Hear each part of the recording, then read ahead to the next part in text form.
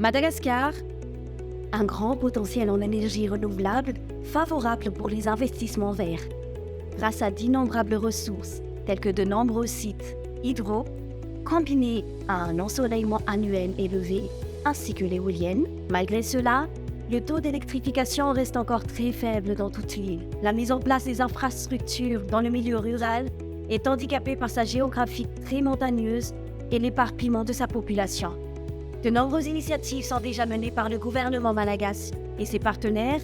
pour offrir des opportunités d'affaires à travers la création et la mise à disposition d'un cadre favorable aux investissements privés. Et actuellement,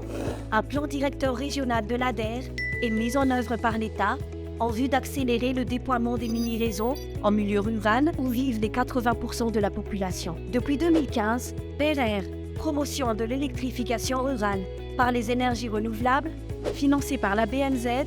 mise en œuvre par la GIZ et en collaboration avec le ministère de l'Énergie et des Hydrocarbures,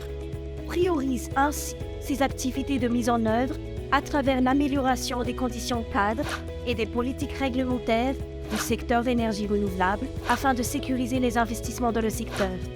Une stratégie qui s'aligne parfaitement aux objectifs du secteur. Le projet accompagne ainsi l'ADER dans la mise en œuvre de sa nouvelle approche pour accélérer l'électrification rurale. Pour sa troisième phase, lancée en 2022, PRR se focalise sur quelques régions pilotes du Grand Sud, avec comme objectif de mettre en valeur le cadre national d'approvisionnement en électricité de Madagascar par les énergies renouvelables à travers 3 leviers d'action: l'appui dans les mécanismes d'incitation financière et institutionnelle, comme la création d'un système de monitorage numérique pour la planification et suivi de projets,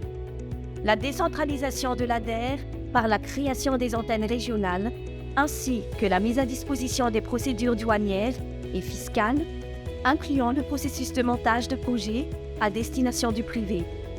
L'appui au développement et aux opérations de projets, comme l'intégration des usages productifs de l'électricité dans le programme d'appui pour améliorer le degré de résilience des communautés rurales dans le Grand Sud face au changement climatique, ainsi que l'appui au dimensionnement de systèmes de production d'électricité avec approche intégrée,